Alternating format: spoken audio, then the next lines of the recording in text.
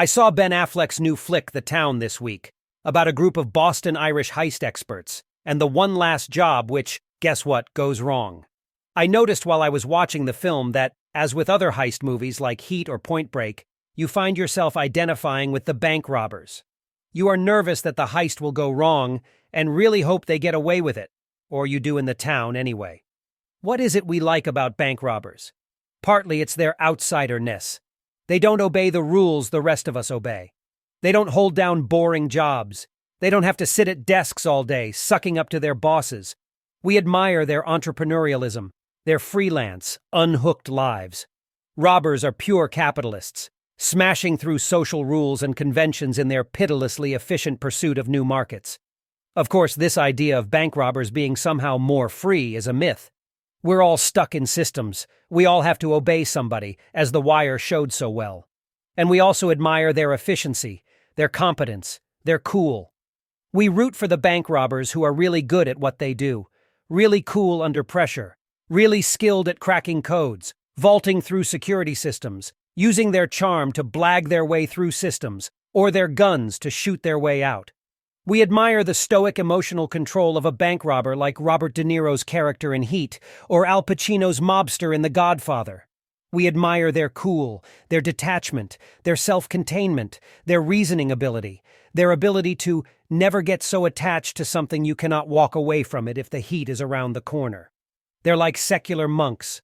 That means we also recognize the bad bank robber, the robber who cannot control their emotions, like Sonny in The Godfather, who loses their cool, who uses unnecessary force, like Bosco, the psychopath in Heat, or Mr. Blonde in Reservoir Dogs.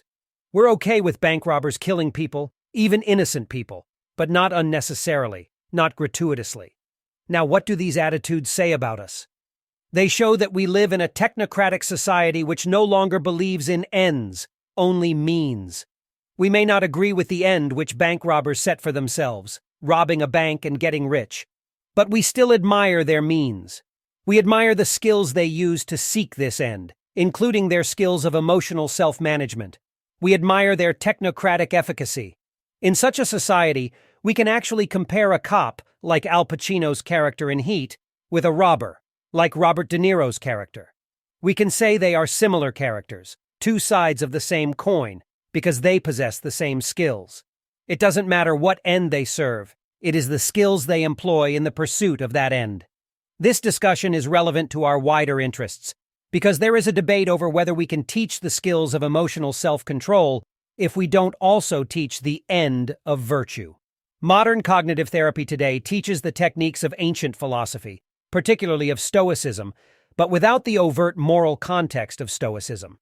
CBT teaches people how to examine their thoughts, how to detach themselves from their emotions, how to think more rationally and effectively. It doesn't, however, try to tell people what they should pursue in life. It teaches the means of life, not the end of life. It is not a moral philosophy. It is a technocratic science. But some philosophers have criticized this teaching of Stoic skills outside of the explicit moral context of Stoicism. They say, if you teach the skills of self-management without the end of virtue, what is to stop someone becoming a highly rational bank robber? This is not purely an academic question.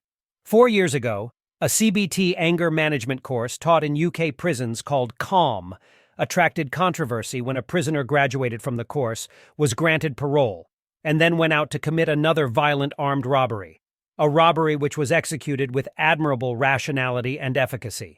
A Home Office report concluded that such CBT courses have the potential to equip the offender with additional control mechanisms and increase his/her capacity to manipulate a situation to their advantage and power. In fact, you can use the bank robber argument to criticize the whole Socratic project of ethical rationalism. The foundation of this project is Socrates' argument that, as people become more rational, self-aware, and self-controlled, they will also become more virtuous. Self-knowledge = virtue and happiness. That's Socrates' magic formula. But the philosopher Bernard Williams made the rejoinder, couldn't a bank robber be highly rational, self-aware, and self-controlled, and still be a bank robber? In other words, couldn't one be highly rational and not necessarily ethical in a conventional or socially approved way? What would a defender of Socrates, Aristotle, and the Stoics say to this argument? First of all, they could make an attachment argument. Part of becoming rational and self-aware is the ability to question one's goals. We learn to become more detached, to step back from our animal programming, so that, in the words of Heat, there is nothing we cannot walk away from in 5 minutes if the heat is around the corner. But a bank robber is obviously still attached to the good of money, excessively attached, to the point where they are willing to risk their and other people's lives for it. Why is Robert De Niro so attached to money? What does he want to do with it? What's the point of it? He collects coins. Does he need so many millions to add to his coin collection? In other words, part of being detached is the ability to subject one's goals to critical examination and to try and decide if the goal is really worthwhile. Does it cultivate what is higher in me, what is best in me, or what is lower in me? Does it help my society and other people? The bank robber might reply to this. Why is it rational to help other people? Why should I? This takes us to the second argument, the importance of society and of our duty to our fellow humans. A person trained in Socratic, Stoic, or Aristotelian ethics has a sense of the importance of serving their society and of abiding by their society's laws wherever possible. If you're going to break your society's laws, you have to have a very good reason for doing so. You should be able to defend that decision rationally to others. Part of that idea of belonging to society is that we are connected to other people. They are part of the family of human beings. If we abuse other people, we cut ourselves off from our own family. We become outcasts, aliens, runaways.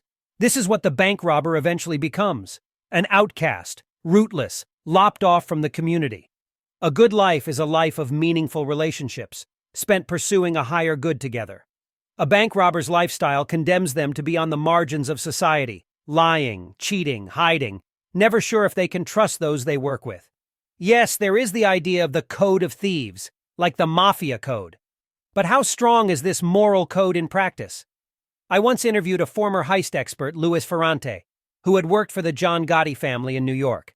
He told me that in his early years he had been very impressed with the mafia code of honor. But when he went to prison, he came across many other mafiosi inside and found they were often imprisoned for killing other people for money, including other mafiosi. He realized how empty their moral code was in practice. Finally, I suppose one could argue that I would rather a self-controlled bank robber than a wildly impulsive and uncontrolled one. But can't one be a very self-controlled psychopath? Isn't that what Mr. Blonde is, in Reservoir Dogs? He's the sort of person whose pulse doesn't even rise when he's cutting off someone's ear with a razor. To this, one just has to shrug and say, okay, philosophical training won't always make a person better. Aristotle, in fact, thought philosophical training was only appropriate for a very few people who had been raised in a loving environment and in whom the seeds of virtuous behavior had been planted. He declared that philosophy could never be for the masses, because these do not by nature obey the sense of shame, but only fear, and do not abstain from bad acts because of their baseness, but through fear of punishment. Living by passion, they pursue the pleasures appropriate to their character and the means to them. What argument could remold such people? It is hard, if not impossible, to remove by argument the traits that have long since been incorporated in the character. Aristotle was, of course, incredibly elitist, and thought philosophy was only appropriate for rich, free Greek men over 30. CBT, by contrast, has tried to take the Socratic project to the masses.